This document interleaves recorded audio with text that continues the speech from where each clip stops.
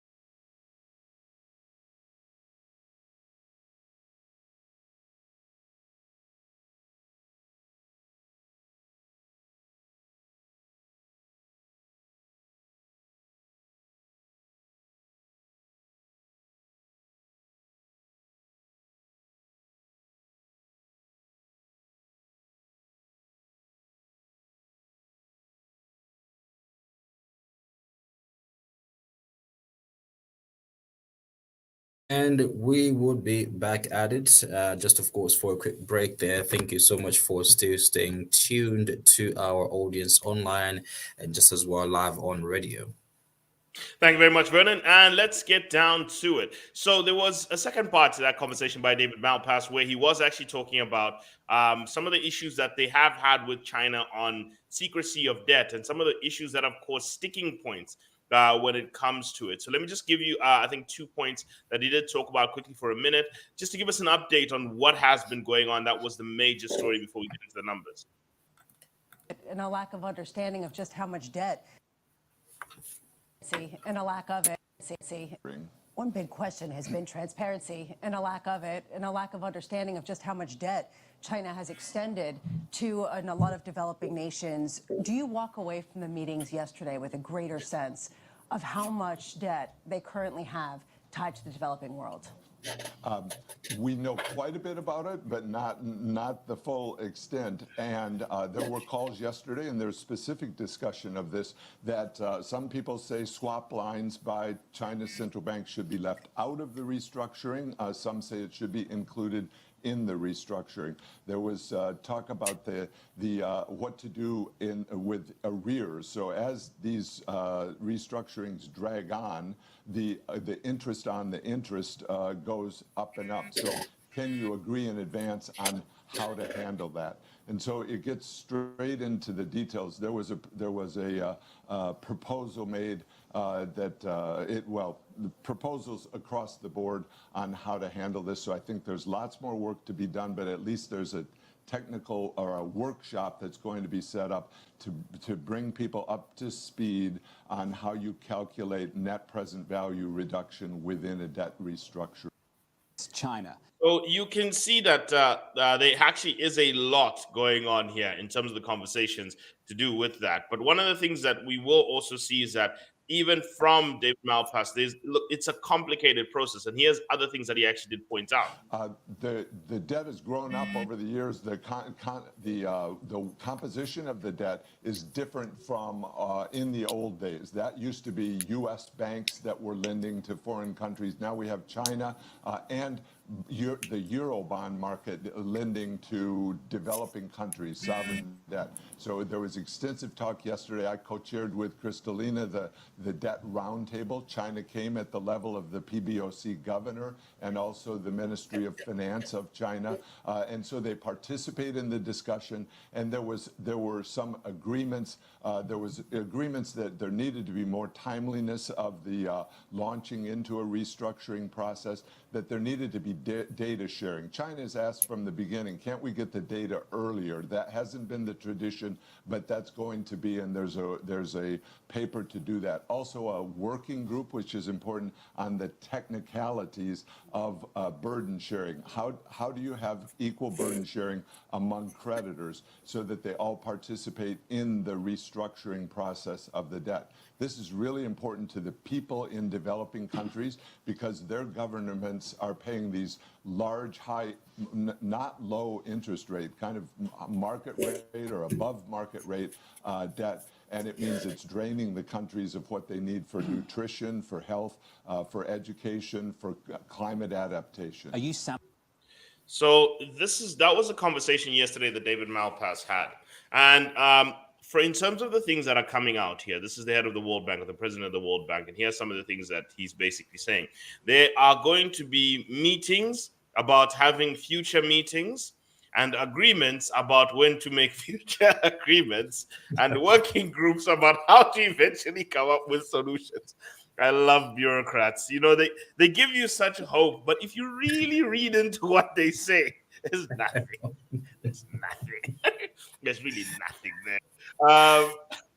But that's the nature of what we've accepted. We've accepted very smart technocrats who like telling us, well, we are going to write a working paper about how we are going to deliver a working paper on the date that we're going to deliver a working paper to then solve the problem. And then progress is being made. No, they haven't told you anything actually. But what they're, because like what he said at the end was, hopefully China can sign can sign an agreement on how to structure the debt restructure. So it's like a maze of words if we're not careful.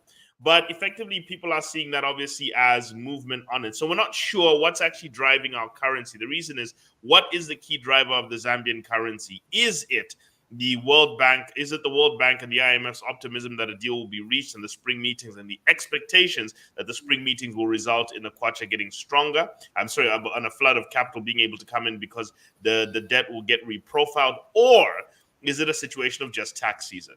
Is it just BOZ and big corporations liquidating dollars for the purpose of paying tax? Be it exporting companies like Zambia Sugar, who export, is it exporting companies like Lafarge, exporting companies like the mines? All of them just liquidating their money to pay salaries, to pay NAPSA, to pay ZRA. Is it just them doing that and then pushing the currency stronger? What is the actual cause of that? We don't know right now. And we're just waiting to see what it is, because usually end of year numbers are then cranked out at this time so that people know how much taxes they should actually be paying. So those could actually be the factors. But all I can tell you is that as Zambia, what we need to be very careful of, and I know everyone has got an argument here and there, because in Vernon, in reality, everyone is a comment section warrior these days, because we always have to have rigorous debate as if we're actually doing much.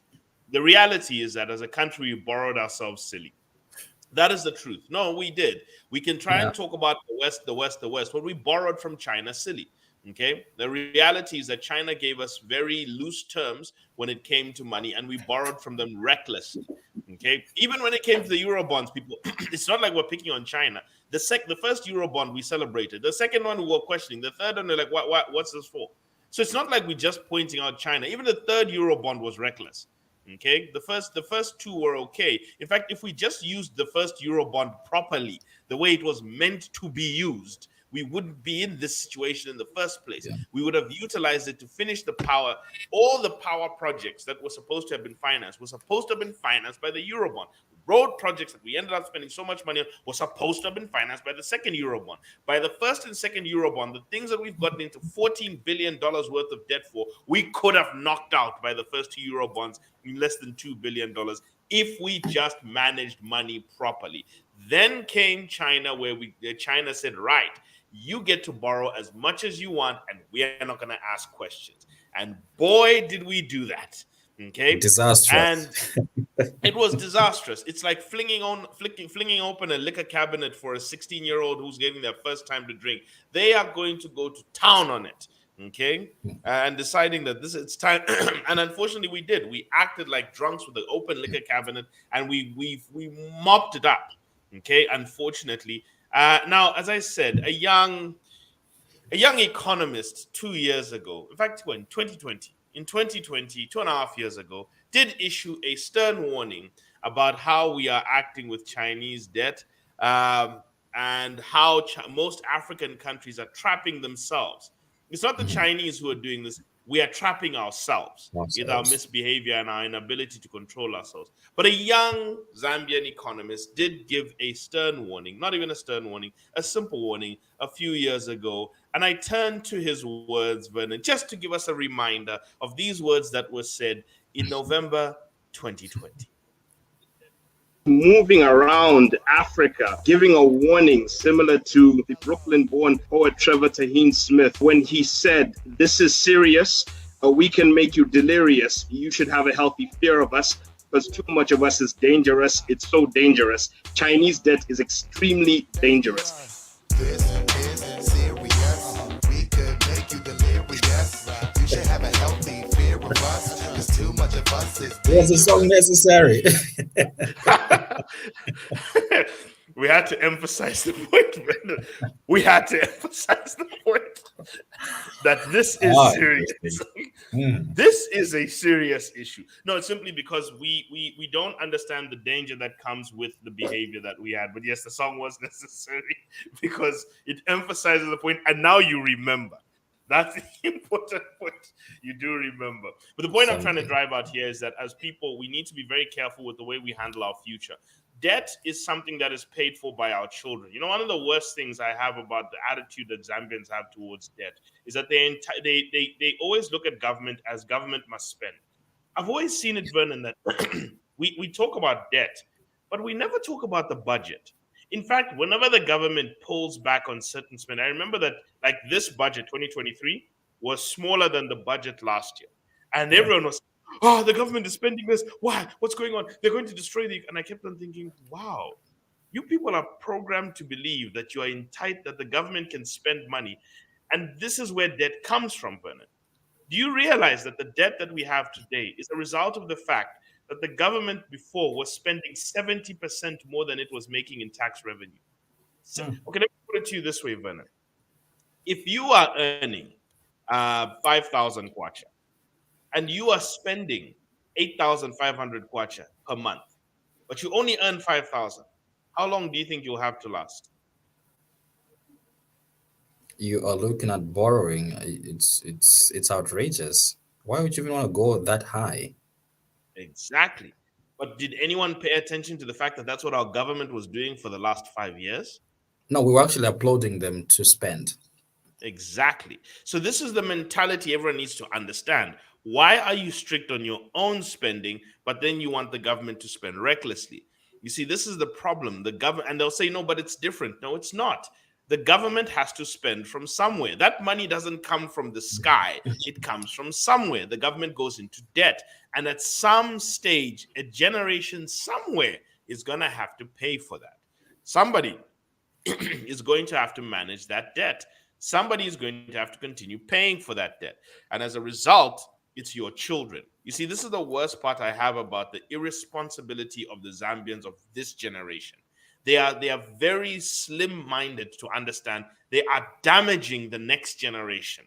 And yes, many other countries borrow. They'll say, yeah, but how come Japan has got way more debt than us? Because Japan has got a strong economy and Japan can issue debt in its own currency. You, on the other hand, cannot. Japan also produces everything for itself. So when it borrows from its own people. And it does that on purpose to weaken its currency. So there are many countries, yes, that do issue debt, but they do it in a way that they have control over. And trust me, they're also grappling with the implosion that's going to come with it as well. America is grappling with the fact that their budgets are being blown out, and they're getting scared of the eventual fallout that will happen.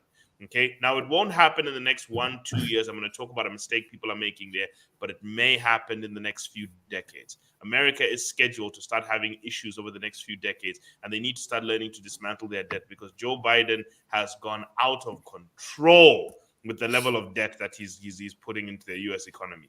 But the two presidents who really, in fact, three presidents in American history who really bundled the debt, and unfortunately, Donald Trump in his last year joined them. It was three presidents. It was Joe Biden, and it was George Bush, Barack Obama, Joe Biden. They've gone out of this world. They're adding trillions to the U.S. debt every single year. Somebody has to pay this somewhere in the future. Governments cannot keep inventing money from the sky. They can't do this. Okay, that is against God's law. It will break. Every single empire in this world. And you see the problem. Let me tell you what the problem is, Vernon.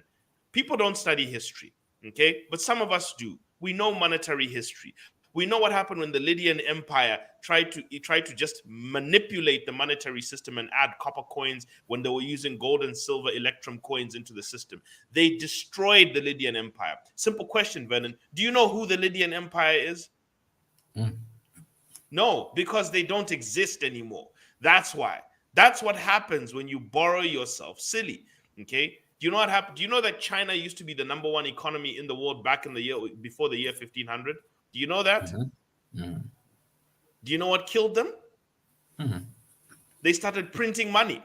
Okay. They printed money and thought they could do it limitlessly, and it destroyed the Chinese empire. Okay. So if you go back into history, every single culture that has done this, every single leading nation that has done this has eventually led to the fall.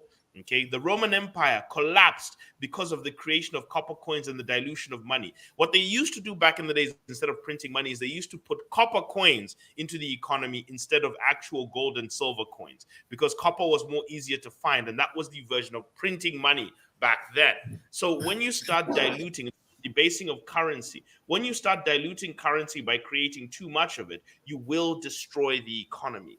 So this is why I keep telling people, debt eventually has to be paid. If not by you, by your children. Are you comfortable? And this is I think, you know what the problem is? I think it's the perspective we have of our children. The perspective, Vernon, that we have of our children is that our children are the ones who must take care of us. Okay? No, that is the African perspective. We don't leave an inheritance to our children. We leave a bill for our children. In fact, there was an old Chris Rock comedy where he said, and unfortunately, he was describing the difference between blacks and whites. And he said, white man dies, he leaves a will. Brother dies, he leaves a bill. And those are the realities. No, and I'm being honest. Let's be honest. How many funerals do we go to where somebody has actually left a will? But no, we have to clear this. No, we have to clear that. There's always, have you noticed there's always something to clear at a funeral? But there's never anything to like distribute. No. That is because that's a tendency. The future must pay for us, not we must pay for the future. So the African perspective of the future is what wonks us whenever it comes to this. That's why accumulating debt in an irresponsible fashion and in a way that we cannot control. And we're busy looking at the bigger economies, not knowing that they are also grappling with it. It's just that they've got stronger systems that they look like they're okay, but they are breaking as we speak. Okay, so this is why I keep telling people, when you are a poor nation, in fact, let me just be honest with you, Vernon. Rich people have debt, okay? But they can manage it because they have a lot of assets. But when a poor person goes into debt, they go into bankruptcy very quickly. You realize that? Yeah, absolutely. So the same goes with countries. You cannot compare yourself to developed countries because they have assets and industries to back their debt. So therefore, they can try and work their way around it. And they have a strong economic system that can work around it. But we don't. We don't.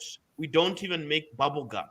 Okay, we can't even make toothpicks for ourselves, and then you want to go around trying to compare yourself with China that can shoot a space rocket into the sky and is competing with satellites, with Japan that controls the auto industry, and America that controls modern civilization. Do you honestly think you can run your brain around that? You cannot do that. You cannot run a country like that. And I think everyone has to stop this thing. So the first step we have to start doing is whenever we start seeing national budgets, we need to start requesting that the national budgets become more frugal. Because when you are poor, Vernon, as a country, when you are poor as a society, your job is to first manage your money well. Okay, your way out of poverty is financial frugality and being able to manage yourself. I've seen people who listen to people like Robert Kiyosaki, and I love his book. I love Rich Dad Poor Dad. I think the guy is brilliant, but I think he's wrong. He does not understand the context of his message when he's talking about the rich use debt, not in Africa, my friend. The rich don't use debt in Africa because it costs too much. And the rich use debt. Here's the thing about debt. You can access debt better when you are rich, but you can't get rich with debt. That's the reality. Okay, not in Africa. You can't get rich. You first have to hyper save, asset allocate, build a first portfolio. Then when you are very rich, okay, when you are now sitting at, let's say, the 10 millions of kwacha worth of assets, now you can walk into banks with your assets. But you first have to accumulate assets with your savings in order to be able to accelerate the growth of those assets with debt. But if you start with nothing, you will not have access to any banks. You will not have access to any capital. You will be broken. So I want to put this in the front of everyone's mind that when you are a poor country or when you are a poor group of people, even yourself, when you are at the bottom part of your life financially, you cannot utilize debt to grow yourself. You can't. You don't have the same privileges as a listed company. Vernon, if a listed company goes into the bank right now to go and get money, they'll get that money at about 20% or less. Vernon, if you go into the bank right now to even to get 1,000 kwacha, you'll be paying like 40%. Your interest rates are higher. Your risk is bigger. You are less favorable. You are less profitable to them. That is the reality. You must learn to accept reality. I think this is the problem also, comes down to it, Vernon, especially our generation and the ones coming after. We have a very big problem accepting reality. Learn to accept reality. You are not the biggest economies in the world for you to be spending recklessly. You can't manage your healthcare budget on deficits. You can't manage you're paying your salaries on deficits. You can't do this stuff. Okay, you cannot spend 70% more than you make. That's the way to destroy yourselves. before you've even gotten there. So Zambia first has to go through a stage of frugality where we are able to then accumulate assets, generate things, build industries. You must quietly put your heads down and build things before you start borrowing for things. America can borrow because they have assets. Zambia, you have no assets at all. You'll say, no, but we've got copper in the ground. Okay? You've got no copper out of the ground. You've got copper in the ground. You've got imaginary gold in the ground. You've got electricity that hasn't yet been generated. You've got potential, but nobody cares about potential. I think somebody has to have a tough love conversation with our country and its people for once in our lives. You people, you've got nothing but potential and it's useless. Potential is useless until it manifests. Right. Before I get there, I don't know if you have anything to contribute, Vernon, before I start going, before I go into today's session. It seems you had something for the people. I mean, it's important to just have a rational conversation with people, and where it actually has detrimental effects after, I think it's prudent that you bring out what's valid and what's going to be helpful. Where as usual, you have potential, you're very talented.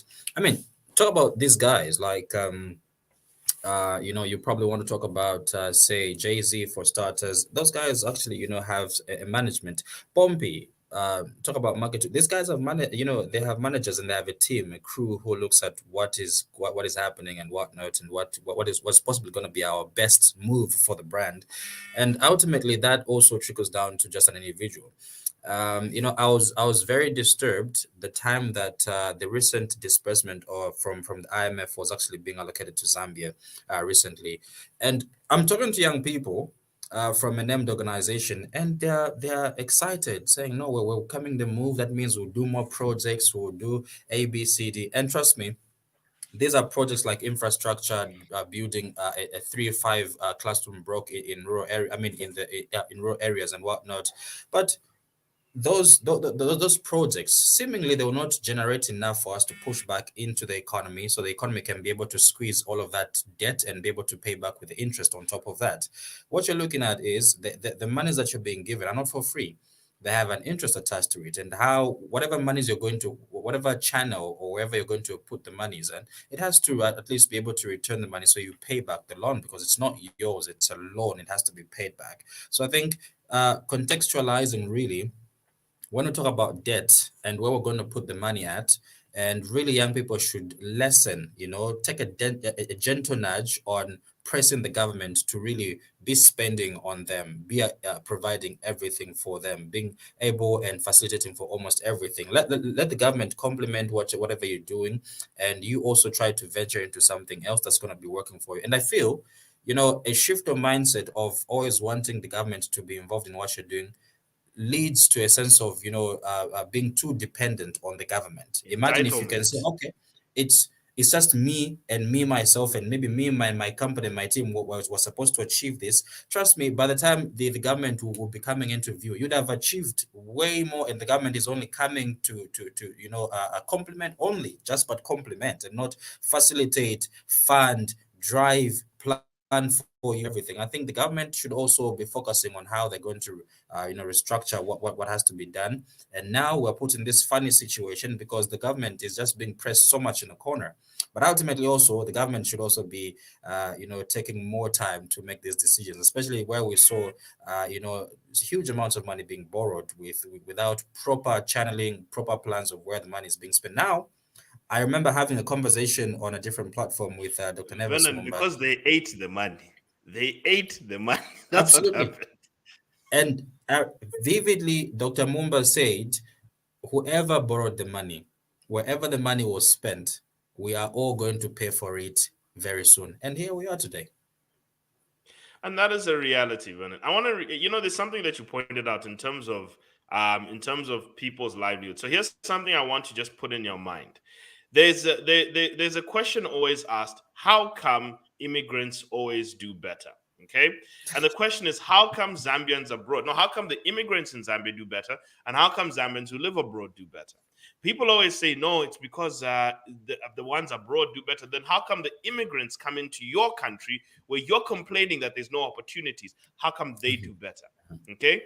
How come whenever people are immigrants in other countries, do you know that in America, immigrants have got a higher rate of entrepreneurship than Americans themselves? Immigrants are the ones actually operating Silicon Valley. Where's Elon Musk from? South Africa.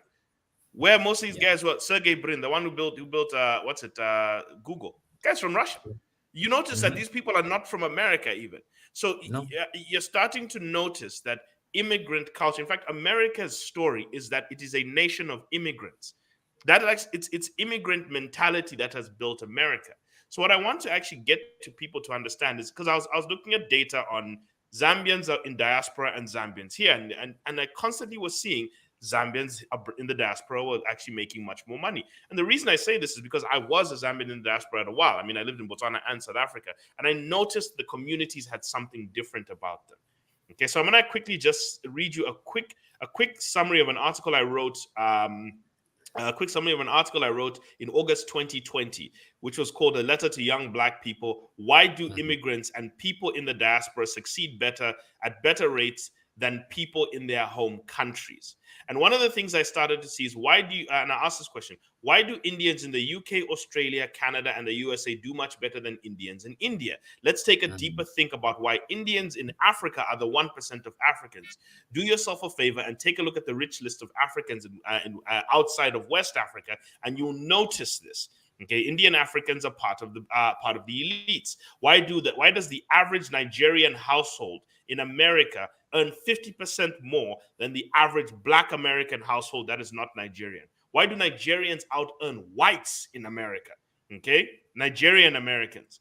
Why do they out earn whites? And how are they doing better than Nigerians in Nigeria? Why do Zambians in Botswana, the UK, the USA, and South Africa do better than Zambians in Zambia? Why do Zimbabweans in South Africa, the UK, and the USA do better than Zimbabweans in Zimbabwe? Why do Chinese also do well at higher rates than the Chinese abroad? And the simple question is this, the simple statement is this. The great economist Thomas Sowell once said that immigrant groups and in general demographics that do not involve themselves in politics and tend to get more economic progress than groups who heavily are reliant on politics and politicians. He used the comparison of white Germans and white Irish, and found that the white Germans took longer to get involved in politics than the white Irish. The white Germans, for example, are the Trump family, for example. And due to their delayed involvement in politics, the white Germans found themselves doing better economically. And to this date, white Germans are the richest of the whites in America. And white Irish are the poorest. But guess what they got involved in very early? They got involved in politics very early. So the key behind the success of immigrants is one simple thing. Immigrants divorce themselves from political reliance and government assistance, and to a large extent have a do or die attitude to all aspects of life. They tend not to bother themselves greatly with politics and political representation, but rather focus on personal development, which means solving their own problems and not wasting time waiting for government resolutions. I went further into that article. But you see, what I was trying to tell you was the immigrants, and the simple answer to this, Vernon, why has the high density shopkeeping industry in Zambia, the shopkeepers, who are they now? Are they Zambians?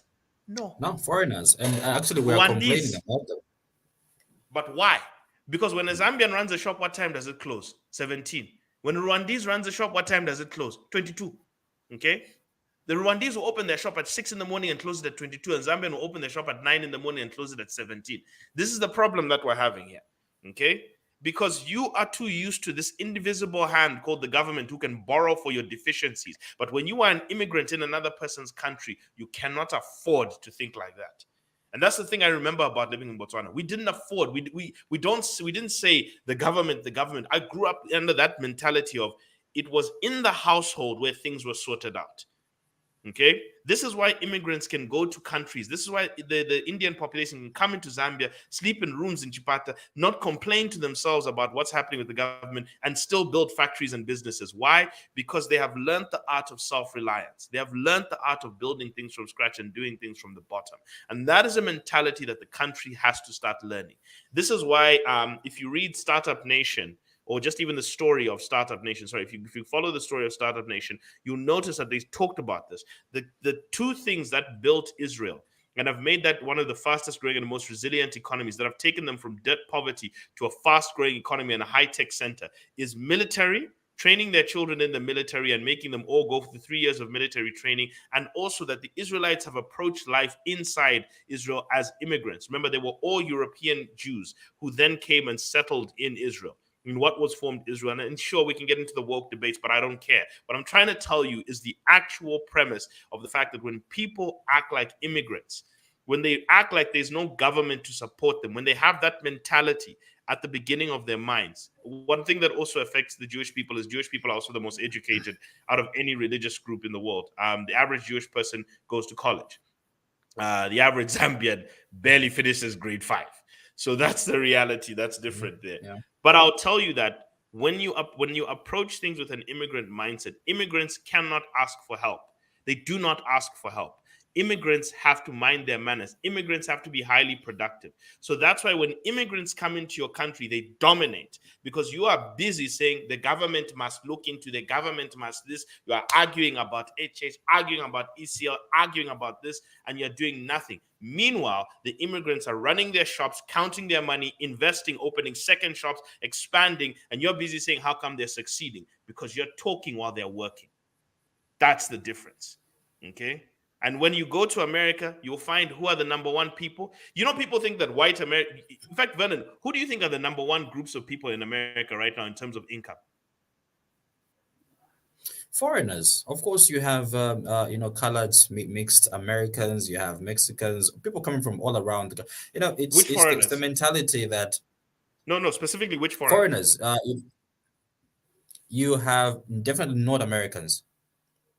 Yeah, I'm saying the number one group of income earners in America. They are American, but they're of Indian descent. Indians are the number one in America, household income. They out-earn white Americans by almost 50%.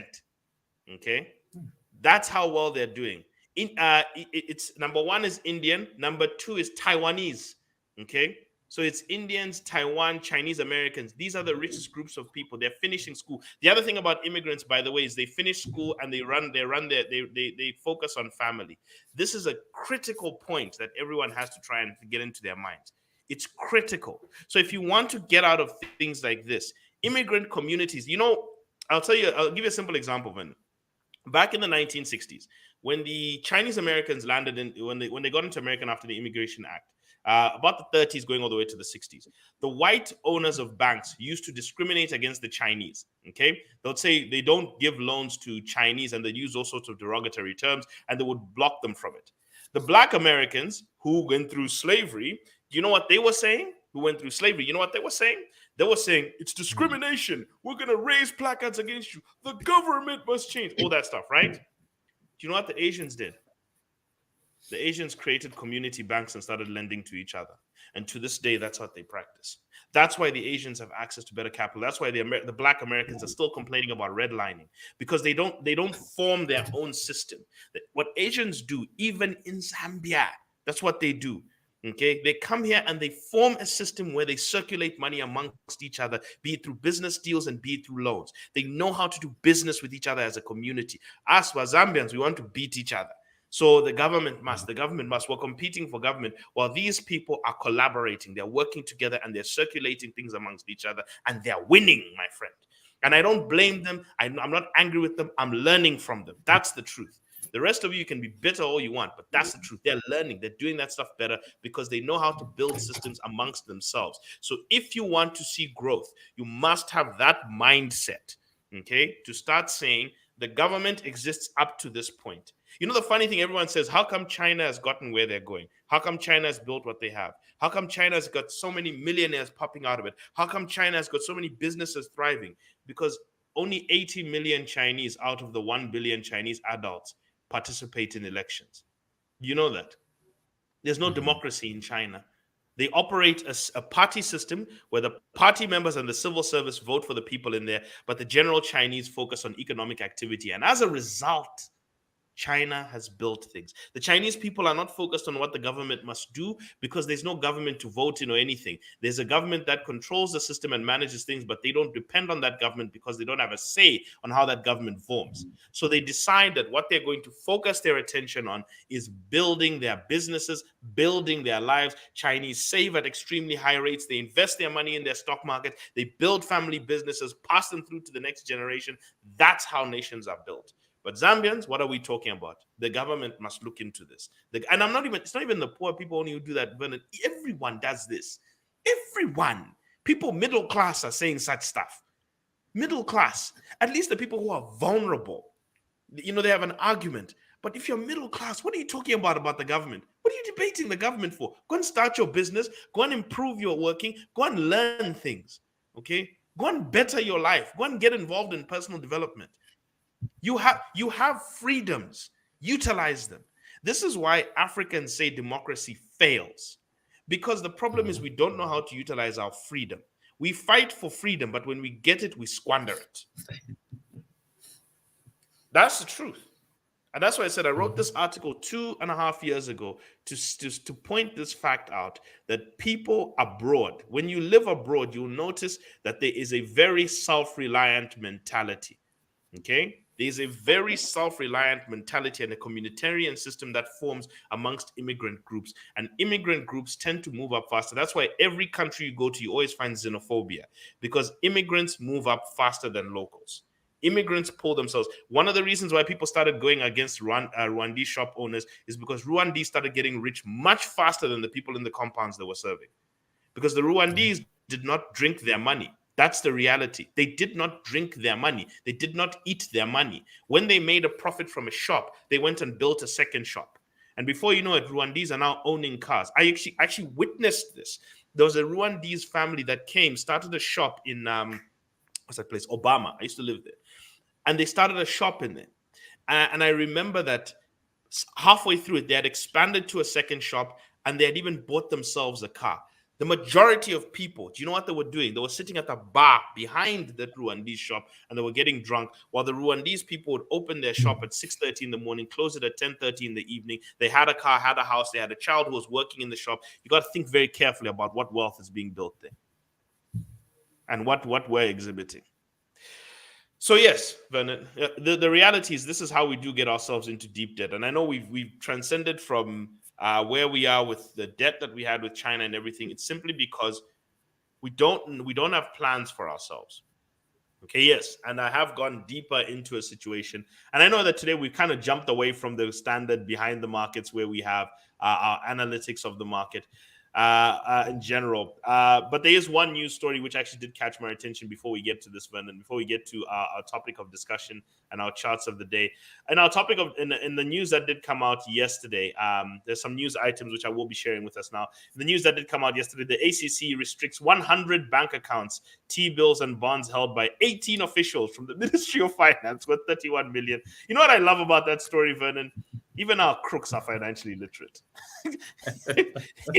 even our crooks are financially literate. But yesterday, it does seem that we have an ad quickly at 8:40, and we'll then have to transition obviously to that ad, and then we'll come back on the other side. Yeah, so that'll be coming at 45. Yeah, so we're looking forward sorry, to at that. 8:45. Sorry about that, people. That we do get a little bit of a we did get a little bit of a mix up there. Yes, 8:45. Now, getting into the rest of our topics quickly, Vernon, when it comes to the news, what is actually pushing the kwacha? Yesterday, there was a quick notice that did come out from a Nasdaq analysis that did show that the kwacha is likely to hold. It's holding strong, and what's pushing the kwacha down, obviously, is there's a lot of pay-as-you-earn being paid by big companies. So there's a significant offload of money from the major companies in terms of pay-as-you-earn tax, company tax, and all sorts of other tax. And also that the BOZ is receiving money from big institutions and they're offloading significant amounts of dollars. onto the market. So two things are actually pushing it currently as we speak. This is what some of the traders have actually been pushing at. And obviously our currency is getting stronger by the day. We're still seeing it pick up. Bond markets are still rising 0.06%. And don't worry, people, nothing's going to happen to you. I know that people are thinking that these debt negotiations are going to affect them in terms of bonds, but it's not. Debt negotiations, it's not. There's no conversation yet when it comes to us and debt negotiations. There's no conversation about that yet. What we also are seeing is that commodity markets, we did see copper jump above 9,000. This is good outlook when it comes to copper prices, but we did see oil slowly come back down while gold is still holding at 2054. But in Kwacha, we're seeing that wealth insurance assets are still declining. Bitcoin down 0.7% because of the rise of the Kwacha. And we've also seen Ethereum was up 2.8% because yesterday it jumped heavily in dollars and crossed the 2,000 mark, while gold is starting to flatline. Remember, gold was in the deeper 4,000s. Recently. So we are seeing that the wealth insurance assets are starting to come down, while the top two stocks and bonds are starting to pick back up, and they're already up over 7% year to date. In terms of our deep dive, Vernon, one of the main things that I wanted to take a look at also is that our mid-month review of oil prices, that we might have a slight hike, but it's starting to trend downwards because of the strengthening of the Kwacha. The flattening of oil really in the 80s, but the strengthening of the Kwacha. So we'll probably have a net zero effect towards the end of the month when we have our oil review. But the biggest news yesterday actually came from the cryptocurrency sector, when our Minister of Finance, of Science and Technology, Honorable Felix Mutati, did mention that Zambia is to finish crypto simulation tests to check for safety, to balance safety and innovations. This comes 2 months after the BOZ and the SEC said they would also like to test the technology needed to regulate cryptocurrency. Zambia obviously previously discouraged citizens, but they did stay at the end. However, they conceded that blockchains proved to be positively disruptive, transformative, and enhancing, and efficiency enhancing. So we are looking at concluding crypto regulations by June 2023 so that we can actually participate in it. This, Vernon, is an example of learning from your mistakes as a society. So this is something that we quickly wanted to just quickly touch into. And our simple chart of the day, I know that we're running into it before we get into our topic of discussion, is that soybean demand is starting to come down, Vernon. This is the price of soya that was doing very well, and it's coming from China. There's a bumper harvest in Brazil, and Chinese demand for soya beans is starting to come down. Therefore, global exports are also going to start coming down. So smuggling, if we're seeing any of soya beans, and also the international cost of soya oil. Remember, we're seeing that cooking oil was the biggest reducer in inflation, global inflation, 47% down from where it was last year. Mainly, this is the driver, that soya prices are starting to come down due to a Brazilian bumper harvest and a Chinese slowdown in demand. And that, Vernon, is most of the data that has come from our markets. On the other side of the break, we will be touching into the topic of discussion, which is, what is the future of deep work? What is it that is affecting us, Vernon, from being able to be focused in society? What are 3 key trends that we're making in terms of a mistake that are affecting the future of focused work?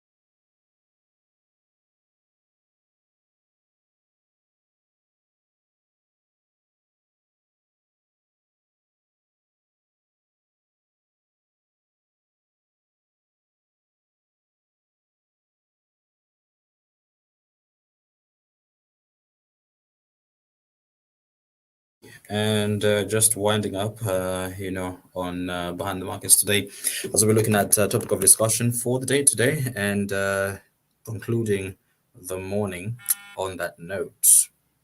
So, Vernon, one of the things, sorry, we got the wrong topic of discussion. There is just a thought point at the end, but I just wanted to give a quick view that do you know that 78 of actually, I think it was last time it was surveyed back just before 2020, 78% of manufacturing plants in Zambia are owned by Zambians of Indian descent.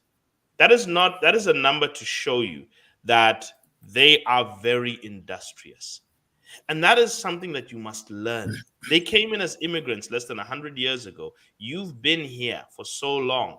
And yet you'll say, no, but we went through colonization. Okay, colonization ended 60 years ago, almost 60 years ago. You can't be using the same excuse.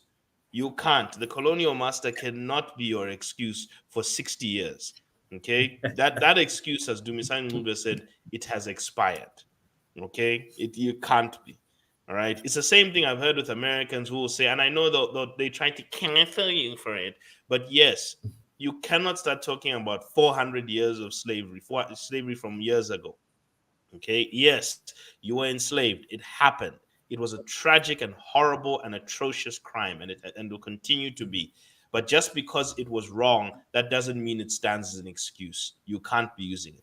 None of you living right now were born slaves. None of you. The majority of this country, Vernon, I'm talking about the adult population, more than 70% of the adult population of this country was born after 1990. You know that. Born after 1980. The majority of Zambians were born after 1980. So you can't be talking about colonization when more than 70% of the adult population of this country were born after, even after President Kaunda's, basically towards the end of President Kaunda's run, born freeze. Okay, the percentage of people in this country who were born before independence are less than 1%. Okay, people who maybe grew up during that period, sure, we give them a bit of a break. It's about 10%. The rest of you people were born very far away from the independence struggle. We were born free. So let's stop lying to ourselves that we were born into some phenomenal struggle or something. Yes, the people who we've put in office and the people who are running for office and the people who are in parliament, the majority of them are above 50. That's true. But the majority of people in this country are below 50. So you have no colonization to speak of. I don't understand why people who are young are talking about colonization. Why? Why is that your conversation point? Yeah, the colonial system is unfair. What colonial system? You were born free. You were born able to do everything. You can go and register a business. You can start something. You just don't want to be responsible. That's where the problem comes, Vernon. As a society, we don't like responsibility. People run away from it as much as possible in any shape or form. That's why people have become okay with abandoning children. That's why people have become okay. Okay, we're becoming okay with the fact that guys have got plenty of children all over the country, and they don't want to take responsibility for them. We've gotten to a point, Vernon, where 4 out of 10 children being born today, there's no father present. Okay, and that person has got no qualms, and that I'm going to control my language, and that person is still alive. Okay, that person is still alive. Okay. And this is the problem we need to stop looking at. We need to stop normalizing that behavior. But anyway, this is the runaway from responsibility society. And we need to get away from that, because only responsible people build things. Only responsible people. So Vernon, yesterday I was talking about 7 mistakes that businesses tend to make. And I was on number 5. And this is where I'd cut it down to. Number 5, in terms of the businesses, yesterday, remember that we are reviewing this book we were reviewing a book called $1 Billion Mistakes, and this is a study of 750 bankrupt businesses and what we can learn from them. The 5th one, Vernon, is what we call the misguided adjacencies. People who expand their businesses into new industries too early. So the example that was given was a 143-year-old steel manufacturing company tried to venture into limestones. Unfortunately, limestones had a different logistics. It led to a lot of debt and eventual bankruptcy. So the tracking system was different for limestones than it was for steel, and they had a mistake. So companies decide to go engage in market or product expansion to try and diversify themselves. And as a result, what happens is that it changes the core business. They lack the expertise to get into that market. They overestimate the current strengths they had. It's like Money FM today decides that we're going to go into party planning, or event management. Okay. We understand events, and then all of a sudden we don't have the skill sets for that. And then we overestimate customer loyalty. This is the biggest one. A lot of people overestimate, thinking that the customers I have in this industry will follow me to the next industry. No, that's not the case. They don't have that need. So what you want to understand is that people who switch into adjacent markets, 75% of them fail. So aim for about a 30% cost advantage that you're going to be able to have, and examine the differences between your current market and the one you're going to very carefully. Diversify carefully, people. Be very careful about splintering your business into different angles, because I have seen this so many times. People who are running businesses that are so successful, then they switch into a different industry, and that industry kills both what they're doing and the core business they were running before. Okay, it takes everything down with it. The next issue that they pointed out was called riding the technological wave. Motorola in 1980s had a $5 billion project called the Iridium satellite phone, which was eventually beaten by the rise of cell phones. FedEx invested $340 million into something called Zapmail, which was based on the outdated fax technology. So sometimes companies pick a technology to ride their wave of growth on, and as a result, they end up hurting themselves. So the mistakes they make is they use outdated technology. They don't do the right market research. They lack consideration of alternatives. They assume that the rivals in the industry validate what they're doing, and they start too big. They end up starting too big. So what do you need to do? Does the market actually exist for this technology that I'm trying to use? Look at the performance. Look at the performance trajectories critically. Okay, base performance on tech specific factors. Like, how does this technology actually deliver factors? Not just by using this technology, we're okay.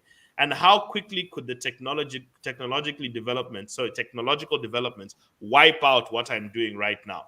Okay, I've seen people riding that wave straight into booths. People are building booths all over the place, but they're not noticing that shops are now accepting payments by mobile money. What do you think that's going to do for booth withdrawals? People are they're going to withdraw less.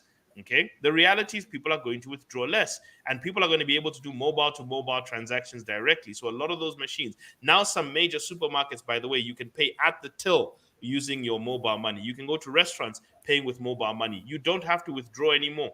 Okay, it's now common that you can utilize it as a transaction method.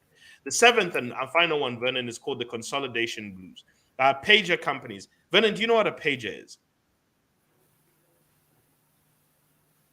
Not really. Yes, that's how long those things have been dead. Okay, we used to put this thing on our hip called a pager, where people could notify us that bing bing, I need to get a hold of you, and then you then go to a phone and call them. Okay, so that was paging someone. Okay, so you used to have this thing on your hip. Then eventually Right. it used to be able to SMS. So we used to be able to SMS each other. I remember we used to have these flip pages where we could even page each other. That was back in I think the early 2000s. That's how long those things have been dead.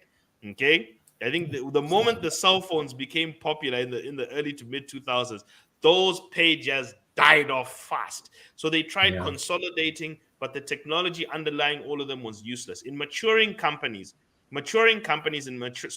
markets, companies often attempt to expand through merging. Tijan Tiam, the former CEO of Credit Suisse, said, it's very sad when two companies who are struggling with growth decide that they think that merging is the option. He talked about banking consolidation amongst slow-growing European banks, and he said that it becomes a cost game where you're trying to shrink costs with each other and instead of actually Yeah. growing your business. And he says what they end up Absolutely. doing is inheriting legacy problems from each other. The consolidation proves to be less profitable. They don't consider the fact that customers may not be comfortable with the new composition. So even these new banks that are forming together, they need to be very careful. And there's increased complexities that can cause diseconomies. And sometimes the thing you need to just learn to do, Vernon, is just cash out. So the question is, why do people engage in poor strategies? And this is one of the things they looked at. So why do bad strategies happen to good companies? One is they're operating with limited information. So it's called availability bias. Two, they cannot grapple with abstract concepts. So things like how technology is changing, things like how the problem that the customers are experiencing is changing, they cannot grapple with that abstract. Okay. They can't grapple with the fact that people are dematerializing. You know, Vernon, a lot more people have a lot less stuff. A lot more younger people are walking around with a lot less stuff because they've got a phone which keeps their pictures. They've got a phone which keeps their videos. They've got a computer or their phone which they can view things on. They stream. They don't have to own a video. They just have to log into an internet portal to be able to view it. They can view everything on YouTube as opposed to having to buy videos and store them in their house. There's no need for a VCR. There's no need for DVDs. There's no need for anything. Remember how quickly DVDs came into the market and then have vanished from the market? Remember how quickly CDs came into the market? CDs lived 20 years. They're gone. Okay? CDs wiped out tapes in the early 90s and they were dead by the mid 2010s. So these things have short lifespans. So what we can't grapple with is how things are changing. Confirmation bias. We tend to feel a certain way about something and then look for information to validate it. So we conform also. When many people are saying something around us, we tend to want to agree, and we're also either overconfident or highly defensive.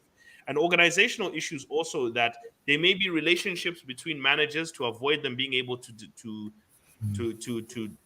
disagree with each other. CEOs may have peculiar powers, like Elon Musk has got very strong powers in his business. Organizational structures may not allow for it, and they're using an incorrect strategic toolkit to come up with the new strategies that they need to implement.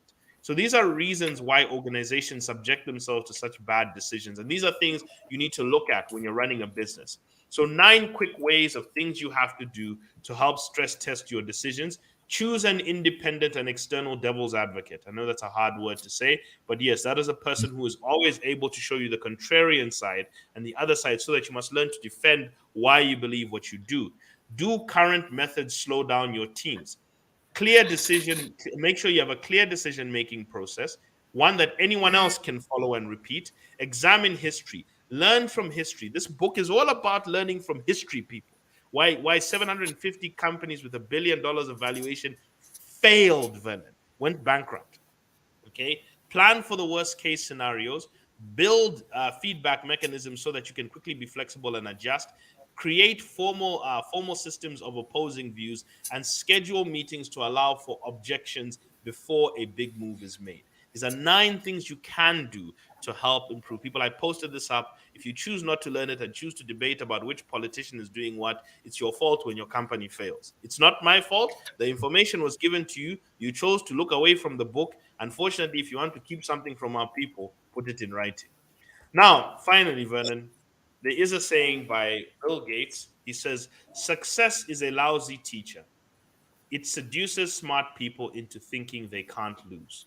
I know this personally. I will tell you the truth. When you have too many successes and you don't learn from your failures, you will think that you win every game and you will get whacked. That is how a tiny team of Zambians were able to go into an AFCON in 2012 and then go and win it, because everyone underestimated them and they did not learn. Some of these people got too used to winning. However, Vernon, that is also how that Zambian team got gombolized the next time, because they went in too complacent and they were out by the first round. That is the unfortunate. That was disappointing. But anyway, Vernon, that is the lesson of learning from mistakes. It is up to us as a generation to learn from the mistakes of the past, to start learning to do things better. One of the things mistakes do, Vernon, is they teach you how to do things better going forward. But if you refuse to learn, you will be destroyed the next time. So learn from the mistakes of the past, learn from personal mistakes. Can we stop depending on government? This whole debt thing is about learning from the past. If we fail to learn this lesson, I promise you we'll go down with it. And that's about it. I'll leave it there. All right. Thank you so much. Looking forward to Monday for more conversations, of course. See you next week.